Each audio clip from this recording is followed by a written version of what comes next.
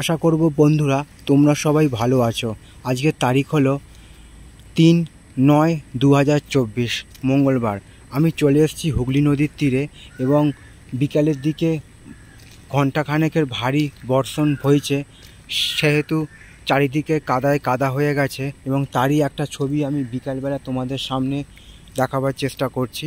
আমি হুগলি নদীর তীরেই একদম দাঁড়িয়ে আছি এবং সেই হুগলি নদীরকে কেন্দ্র করে অনেক কিছু ব্যবসা বাণিজ্য হয়, শিল্প কারখানা চলে এবং তারই একটা বিকালবেলার ছবি আমি তোমাদের সামনে দেখাবার চেষ্টা করছি। আমি হুগলি নদীর তীরেই দাঁড়িয়ে আছি আর এখন ঘড়িতে সময় বাজলো বিকেল 4:30। আকাশ মেঘলা করে আছে, প্রচণ্ড পরিমাণে বৃষ্টিপাত হয়েছে এবং আরও বৃষ্টিপাত হওয়ার সম্ভাবনা আছে।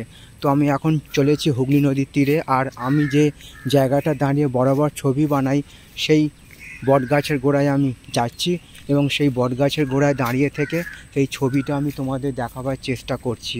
হুগলি নদীর ছবিটা, এটা হচ্ছে বিকালবেলার ছবি। আর আমাদের চিরপরিচিত হুগলি নদী সমগ্র বাংলা তথা সমগ্র ভারতবাসীর একটি গর্বের বিষয়। এখন সেখানে চলছে ভাটা, আর নৌকাগুলো সব ভাটার টানে চলে আসছে, সব যে যার জীবিকা সেরে। তারই একটা ছবি আমি তোমাদের সামনে হুগলি নদীকে কেন্দ্র করে ছবি তোমাদের সামনে দেখাবার চেষ্টা করছি। আশা করছি ভিডিওটা তোমাদের ভালো লাগবে। ভালো লাগলে অবশ্যই তোমরা মন্তব্য করে জানাবে কেমন তোমাদের ছবিটা লাগছে।